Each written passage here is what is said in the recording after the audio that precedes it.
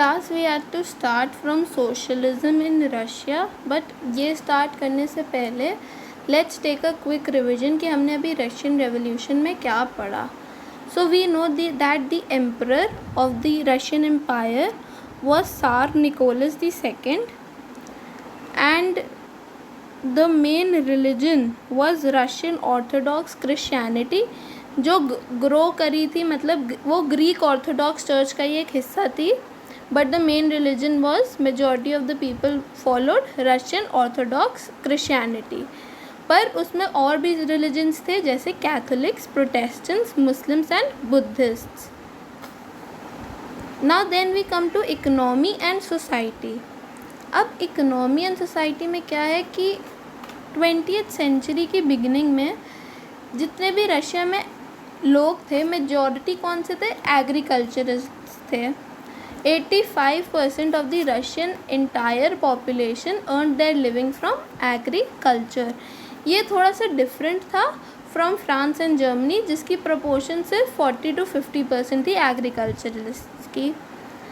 Now cultivators cell करने के लिए तो बनाते ही थे, मार्केट के लिए तो बनाते थे, पर अपनी नीड्स को सेटिस्फाई करने के लिए भी बनाते थे. और रशिया एक बहुत बड़ा एक्सपोर्टर भी था. पर जो इंडस्ट्री थी वो that was found in pockets, मतलब बहुत कम लोगों के पास. Prominent industrial areas were prominent. कौन से इंडस्ट्रियल एरियाज थे? Saint Petersburg and Moscow. Craftsmen undertook much of the production, but large factories existing alongside craft workshops. तो मतलब जो लार्ज फैक्ट्रीज थी वो एग्जिस्ट करती थी अलॉन्ग विद, मतलब बगल में क्राफ्ट वर्कशॉप्स के. और बहुत सारी फैक्ट्रीज सेट करी गई थी इन 1890s. और उस टाइम पे रशिया का रेलवे नेटवर्क भी बढ़ रहा था, फॉरेन इन्वेस्टमेंट भी इंडस्ट्री में इंक्रीज़ हो रही थी, कोल प्रोडक्शन डबल हो रहा था, और आयरन और स्टील का जो आउटपुट था वो तो 4 गुना हो रहा था, quadrupled. By the 1900s in some areas factories workers and craftsmen were almost equal in number. So 1900s में क्या होने लग गया था, जो फैक्ट्री वर्कर्स थे और क्राफ्ट्समैन, उनकी पॉपुलेशन इक्वल हो गई थी. Now I am revising with you all, but I want कि यू आस्क डाउट्स. अगर आपको कोई चीज़ नहीं समझ में आ रही है तो you are free to ask your doubts. क्योंकि मैं आप लोग के आंसर्स जब पढ़ती हूँ तब मेरे को लगता है कि आप लोग एक ऐसी चीज़ होती है जो आप समझे नहीं हो, तो आई वॉन्ट कि आप उस चीज़ को समझो और तब लिखो. Because in exams you won't having your books in front of you be only having your mind with you. So it's better to absorb all this thing in your mind and understand it well. कि आप जितनी भी चीज़ है आप उसको समझो और तब लिखो, तब आपको मन में रहेगी. अगर आप सिर्फ कॉपी करके लिखोगे तो आपके वो चीज़ मन में नहीं रहेगी. So I am revising you. अभी भी आपको अगर कोई डाउट है तो you are free to ask. कोई आपको रोक नहीं रहा, कोई आपको टोक नहीं रहा, कोई शर्माने की ज़रूरत नहीं है. Now coming back to revision. Most industry was the private property of industrialists. Government supervised large factories to ensure minimum wages and limited hours of work. अब जो गवर्नमेंट थी वो सुपरवाइज करती थी कि लोगों को मिनिमम वेजेस, मतलब थोड़ी सी कम सैलरी मिले, और काम के जो टाइम है वो भी लिमिटेड ही रहे, अनलिमिटेड ना हो जाए, मतलब बहुत ज़्यादा ना हो जाए, जितना प्रिस्क्राइब्ड है उतना ही रहे. पर factory inspectors they could not prevent this. वो रोक नहीं पाई होने से. स्मॉल क्राफ्ट यूनिट्स और वर्कशॉप्स में क्या होता था, 15 घंटे हो जाते थे, और फैक्ट्रीज़ में 10 to 12 आवर्स हो जाते थे. और अकोमोडेशन भी था, वो भी रूम्स और डॉर्मिटोरीज़ में हो जाता था. डॉर्मिटोरीज़ का मैंने मतलब एक्सप्लेन करा in the previous video. Workers were a divided social group, मतलब वो सोशल ग्रुप्स में डिवाइडेड थे. Like they were divided on the social basis, on skill basis, on gender and dress and manners too. So these are some criteria जिसके basis पे वो divide करे गए थे. और जो सबसे बड़ा उस समय का प्रोफेशन था वो था मेटल वर्कर्स। वो क्योंकि वो अपने आप को एरिस्टोक्रेट समझते थे, वो क्योंकि उनको लगता था कि उनकी जो ऑक्यूपेशन है उसमें ज़्यादा ट्रेनिंग और स्किल लगती है, तो अपने आप को सबसे सुपीरियर समझते थे। Some workers formed associations to help members in time of unemployment or financial hardship, but such associations were few.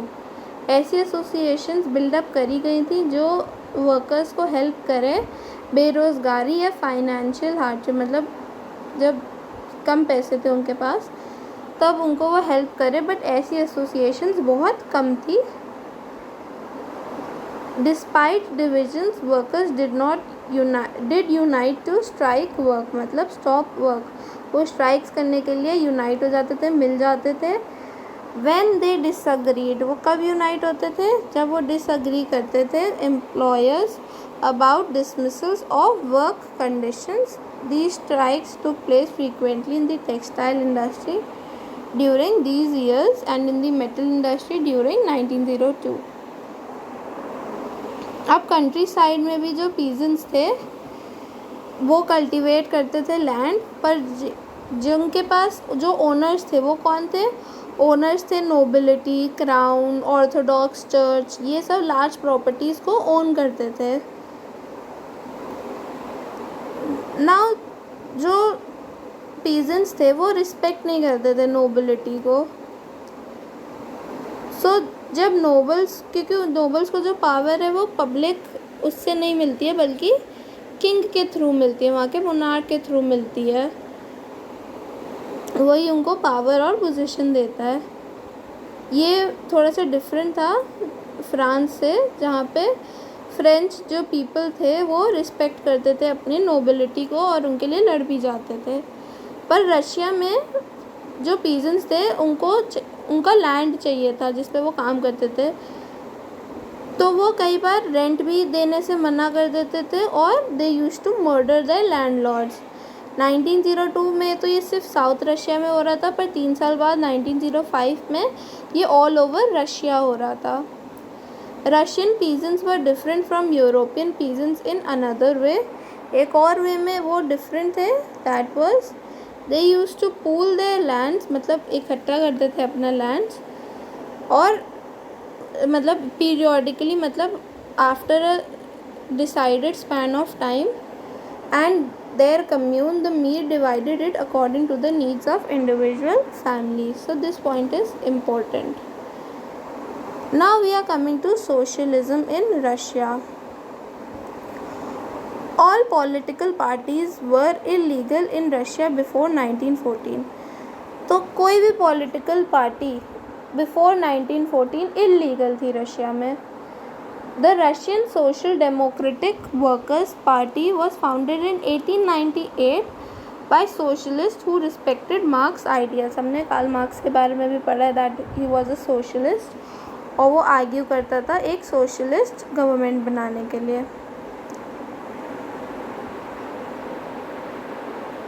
सो ये party Russian social democratic workers party, it's a quite a big name, so you have to learn it, which was founded in 1898. वो कौन से socialist बनाए थे? जो Karl Marx के idea को respect करते थे। However, because of government policing, it had to operate as an illegal organization. But government के ये रूल्स के हिसाब से ये एक इलीगल ऑर्गेनाइजेशन थी, इसको ऑपरेट करना पड़ता था एक इलीगल ऑर्गेनाइजेशन की तरह। It set up a newspaper, mobilized workers and organized strikes. अब इसने अपना इस पार्टी ने, the Russian social democratic workers party ने एक न्यूज़पेपर बनाया, फिर वो वर्कर्स को मोबिलाइज करते थे और स्ट्राइक्स को ऑर्गेनाइज करते थे। Some Russian socialists felt that the Russian peasant custom of dividing land periodically made them natural socialists. अब कई रशियन सोशलिस्ट ऐसे थे जिनको लगता था, ये अभी हमने बताया ना कि वो मीर डिवाइड करते था लैंड, वो they used to pool their lands together, तो वो कहते थे कि ये जो है ये नेचुरल सोशलिस्ट हैं, ये जो पीजेंट्स करते हैं वो नेचुरल सोशलिज्म है। So peasants not workers would be the main force of the revolution. तो वो कहते थे पीजेंट्स बनेंगे main force of the revolution, ना कि workers. And Russia could become socialist more quickly than other countries. और अगर हम पीजेंट्स को main force of the revolution लेकर चले तो सोशलिज्म रशिया में जल्दी आ जाएगा बाकी कंट्रीज़ के कंपैरिजन में। Socialist were active in the countryside through the late 19th century. अब लेट 19th सेंचुरी में वो कंट्री साइड में एक्टिव थे। कंट्री साइड में क्यों एक्टिव थे? क्योंकि उनको पीजेंट्स का सहारा चाहिए था सोशलिज्म लाने के लिए। They form the socialist revolutionary party in the 1900। अब उन्होंने सोशलिस्ट रेवोल्यूशनरी पार्टी क्यों बनाई इन दी 1900? क्यों बनाई? क्योंकि some Russian socialists felt that the Russian peasant custom of dividing land periodically made them natural socialists, so peasants would be the main force of the revolution। और इसी चलते Russia could become the socialist country more quickly than other countries। Okay, तो ये है उसका answer. अगर मैं ये आंसर दूँ कि why the socialist revolutionary party was formed in 1900, तो इसका ये आंसर होगा। Now what did this party do? This party struggled for peasants right and demanded the land belonging to nobles be transfer to peasants. वो peasants के right के लिए लड़ती थी और ये डिमांड करती है कि जो नोबल्स की लैंड है वो पीजेंट्स में ट्रांसफ़र कर दी जाए। Social Democrats disagreed with socialist revolutionaries about peasants. पर जो सोशल डेमोक्रेट्स थे वो इस पॉइंट पे डिसएग्री करते थे सोशल रेवोल्यूशनरीज से। Lenin felt that peasants were not one United group. Lenin को ये लगता था कि जो पीजेंट्स हैं वो एक ग्रुप नहीं है, वो बटे हुए हैं। कुछ पुअर हैं, कुछ रिच हैं, कुछ लेबरर्स की तरह काम करते हैं तो कुछ एम्प्लॉयड वर्कर्स की तरह काम करते हैं। Given that this differentiation with in them they could not be a part of the socialist movement. अब उसको ये लगता था, Lenin felt that peasants were not one United group. Some were poor and others rich. Some worked as laborers while others were capitalists who employed workers. Given this differentiation within them, they could not be all part of a socialist। मतलब कुछ बहुत ज़्यादा गरीब थे तो कुछ बहुत ज़्यादा अमीर थे जो एम्प्लॉय करते थे लोगों को। The party was divided over the strategy of organization। Vladimir Lenin, who led the Bolshevik group, thought that in a repressive society like Tsarist Russia, the party should be disciplined and should control the number and the quality of its members.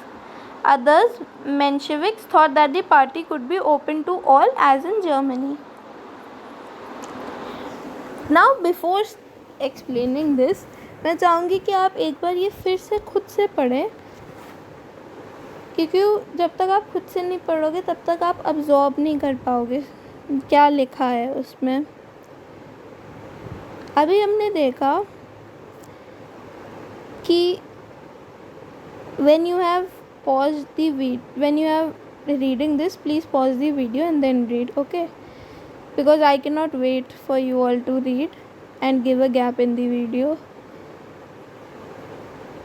So अब जो थोड़ा सा हम लोग पीछे आते हैं, socialist revolutionary party बनी थी पीजेंट्स के लिए, उनके राइट्स और डिमांड्स के लिए। पर जो सोशल डेमोक्रेट्स थे वो इस बात पे डिसएग्री करते थे, पीजेंट्स की बात पे मतलब पीजेंट्स के टॉपिक पे वो डिसएग्री करते थे सोशलिस्ट रेवोल्यूशनरीज से। जो लेनिन थे, व्लादिमीर लेनिन, उसने बोला कि पीजेंट्स में बहुत डिफ्रेंसिएशन है, बहुत अमीर गरीब, कुछ बहुत अमीर है तो कुछ बहुत गरीब है, तो वो एक नहीं है, उनको एक बनाना पड़ेगा। तो the party was divided over the strategy of organisation. अब पार्टी को डिवाइड करा कि कौन एक स्ट्रैटेजी के अकॉर्डिंग व्लादिमीर लेनिन वो बॉल्शेविक ग्रुप लीड करते थे। Thought that a repressive society, उनको लगा कि एक repressive society like Tsarist Russia, the party उसको और डिसिप्लिन होना पड़ेगा और उसको देखना पड़ेगा कि उसमें कितने मेंबर्स आ रहे हैं और उनकी क्वालिटी क्या है, मतलब सिर्फ अच्छे मेंबर्स को ही वो पार्टी में लेंगे। अदर्स जो मेंशेविक्स थे, जो बाकी के लोग थे, वो चाहते थे कि जो पार्टी है वो ओपन टू ऑल है, मतलब जितने लोग जुड़ना चाहते हैं वो जुड़ सकें, जैसे कि जर्मनी में भी था। Okay, and if you have any doubt till here you are free to ask. Pause the video and ask in the group and then start the next section. Okay, now coming to a turbulent time, the 1905 revolution. Russia was an autocracy. हमें autocracy का मतलब पता ही है। Unlike other European rulers, even at the beginning of the 20th century, the Tsar was not subject to parliament. अब बाकी European countries में जो ruler होता था उसी के पास सोल कंट्रोल ऑफ पावर रहता था, पर रशिया में ऐसा नहीं था। He was not a subject to the parliament. Liberals in Russia campaign to end this state of affairs. अब जो लिबरल्स थे वो कैंपेन करते थे कि ये सब अब हटा दिया जाए। Together with the Social Democrats and the Social Revolutionaries, they worked with peasants and workers during the revolution of 1905 to demand a constitution. अब उनको कॉन्स्टिट्यूशन चाहिए थी, तो कौन कौन मिलके काम कर रहे थे? Social Democrats, liberals, socialist revolutionaries, ये सब काम कर रहे थे मिलके विद पीजेंट्स एंड वर्कर्स, ताकि एक रेवोल्यूशन में 1905 के रेवोल्यूशन में वो क्या डिमांड कर सके? एक constitution. So over till here it is very important, ये पूरा is very important. Okay, so I have underlined also कि किन किन लोगों ने मिलके 1905 का रेवोल्यूशन करा था और वो क्या डिमांड करते थे? Constitution. They were supported in the empire by nationalists in Poland for instance and in Muslim dominated areas by jihadists who want modernized Islam to lead their societies. अब ये इनको सपोर्ट कौन करता था? Nationalists in Poland and in Muslim dominated areas by jihadists who wanted modernized Islam to lead their societies. Okay, यहाँ तक समझ में आया? Now what is the meaning of jihadists? Muslim reformers within the Russian Empire. तो Russian empire में जो भी मुस्लिम dominated areas थे, जहाँ पे मुस्लिम्स की पॉपुलेशन ज़्यादा थी, और उसी एरियाज़ में जो jihadists थे, जो मुस्लिम रिफॉर्मर्स थे, जो चाहते थे कि मॉडर्नाइज इस्लाम से वो रूल करें, तो उनको बोलते थे jihadist. Now let's see real wage also reflects the quantities of goods which the wages will actually bye.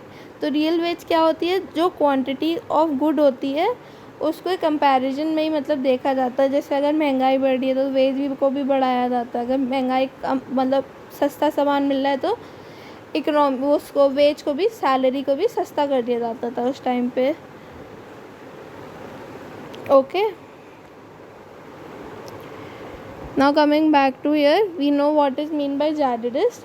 वो चाहते थे कि modernise Islam to lead their society. वो अपनी जो सोसाइटीज़ हैं वो मॉडर्नाइज इस्लाम के थ्रू लीड करें.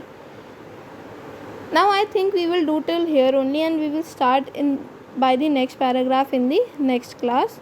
सो and if you have any doubt till here you are free to ask. और अभी हमने देखा कि ये जो पार्ट है रशियन एम्पायर में तो लिबरल, सोशल डेमोक्रेट्स और social revolutionaries with peasants and workers काम कर रहे थे। अब उनको सपोर्ट कौन कर रहा था? उनको सपोर्ट कर रहे थे in the empire by nationalists and in Muslim dominated areas by jihadists. Okay, so if I ask a question तो मेरे को स्ट्रेट फॉरवर्ड आंसर चाहिए। Okay, because if I explain all this and discuss all the questions over here, तो I don't want कि मेरे पास फिर से गलत ही आंसर्स आएँ। ओके।